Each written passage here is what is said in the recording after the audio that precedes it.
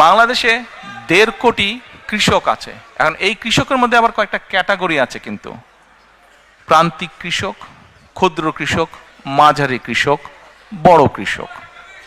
এখন এই 1.5 কোটি কৃষকের মধ্যে প্রায় কয়েক লক্ষ হবে বড় কৃষক, বাকি ম্যাক্সিমামে কিন্তু প্রান্তিক, ক্ষুদ্র, মাঝারি কৃষক।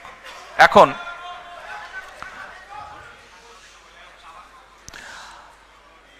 আপনাদের মধ্যেও অনেকেই কৃষক আছেন, কিন্তু সরাসরি কৃষক না। হয়তো আপনার জমি আছে, আপনি কারো কাছে বর্গা দিয়ে দিয়েছেন, তাই না? মানে কাউকে দিয়ে দিয়েছেন, লিজ দিয়েছেন জমিটা, যে তুমি চাষবাস করো, ঠিক আছে, এন্ড অফ দ্য ইয়ার তুমি আমাকে এরকম একটা অ্যামাউন্ট দিও। অনেকেই আছেন এখানে। কিন্তু আমরা যেটা করতে চাইছি, এই কৃষক কার্ডটা হবে ব্যাংক কার্ডের মতনই, ওটাতে একটা চিপ থাকবে, এবং আমরা বাংলাদেশে যত কৃষি জমি যা আছে সবগুলোকে একটা সার্ভারের ভিতরে আমরা নিয়ে আসব।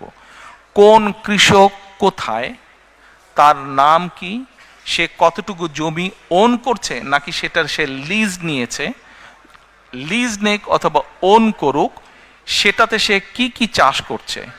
কোনো জায়গায় বছরে 2টো ক্রপ হয়, কোনো জায়গায় বছরে 3টে ক্রপ হয়, কোনো জায়গায় 1টা ক্রপ হয়। কাজেই তার কোন কি ক্রপ হচ্ছে সেই হিসাবও আমরা পুরা রেডি করব। আচ্ছা, এখন রেডি করে যেটা আমাদের টার্গেট বা এইম, আমাদের যার একটা হয়তো একটা হচ্ছে ফসল, যার 2টো হচ্ছে, তাকে আমরা যে কোনো একটা ফসলের ফুল সাপোর্টটা দেওয়ার চেষ্টা করব।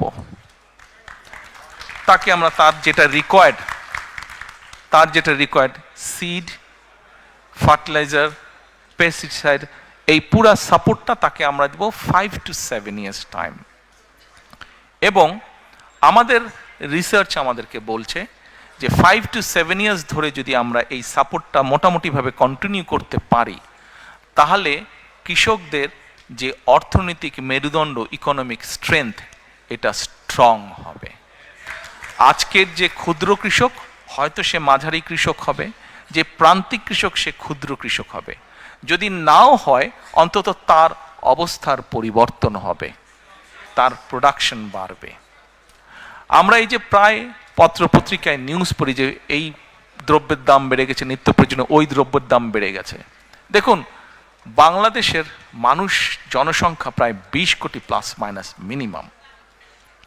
এই জনসংখ্যাকে যদি আপনার ফুড সাপ্লাই দিতে হয়, আমাদেরকে অবশ্যই আমাদেরকে এগ্রিকালচারের প্রোডাকশন বাড়াতে হবে। আমরা এগ্রিকালচার প্রোডাকশন যদি না বাড়াই, কোনোভাবেই কিচ্ছু করা যাবে না। আচ্ছা, এর মধ্যে আমাদের আরেকটি প্রোগ্রাম আছে এই কৃষক কার্ডের ভিতরে। 10টা ফ্যাসিলিটি আমরা দেব। যেমন অনেক সময় বিভিন্ন জায়গায় বন্যা হচ্ছে, বিভিন্ন জায়গায় দুর্যোগ, বৃষ্টি, ঝড় হচ্ছে। আমরা এর ভিতরে এক ভদ্রলোকের সাথে কথা বলছি, বাংলাদেশি ভদ্রলোক। উনি এই ক্লাইমেট নিয়ে কাজ করে, উনি অস্ট্রেলিয়াতে থাকেন। এখন তোমার উপজেলা কোনটা? বালাগঞ্জ। বা তোমার ইউনিয়ন? পূর্ব গৌরীপুর। বালাগঞ্জের পূর্ব গৌরীপুর। এখন ওখানে ধরেন একজন কৃষক ডিসাইড করলো যে সে কালকে সার দিবে, ফার্টিলাইজার দিবে, কিন্তু কালকে বৃষ্টি যদি হয় তাহলে ফার্টিলাইজার সব ওয়াশ আউট হয়ে যাবে, তাতে তার ফাইন্যান্সিয়ালি লস হবে। আমরা যে জিনিসটা প্ল্যান করছি, যেহেতু আমরা পুরো সার্ভার ভিতরে পুরো একদম ম্যাপিং করে, জোনিং করে আমরা নিয়ে আসব, এবং তাদেরকে আমরা স্মার্টফোনের মাধ্যমে সিস্টেম, আমরা অ্যাপ দিয়ে দিব আস্তে আস্তে। একবারে we can do that, gradually we will do that. আমরা করব, সে তখন ওই সিস্টেমে সে নক করবে। সিস্টেমে নক করলে তখন বালাগঞ্জের ওই গৌরীপুর, পূর্ব গৌরীপুর, ওইখানে ওই কৃষক কিন্তু দেখতে পাবে যে কালকে বৃষ্টি হচ্ছে কি হচ্ছে না। He will know that. আমরা এই ডিটেল পর্যন্ত আমরা কাজ করেছি। বাংলাদেশের মানুষ তাদের সমর্থন দিলে, আমরা ইনশাল্লাহ সরকার গঠনে সক্ষম হলে, gradually we will build this system. তার লোন বিভিন্ন, এখন লোন নিতে গেলে বিভিন্ন রকম সমস্যা হয় কৃষকদের। তার কাছে যে কোনো কার্ডটা থাকবে, সেই ব্যাংকে যাবে, দেওয়ার সাথে সাথে ডিটেল তার সবকিছু চলে আসবে। কত, যদি আগের লোন থাকে, কি আছে না আছে, সবকিছু তার চলে আসবে। অর্থাৎ ক্রেডিট স্কোর, এই দেশে সবাই পরিচিত ক্রেডিট স্কোরের সাথে, তার পুরো ক্রেডিট স্কোর চলে আসবে।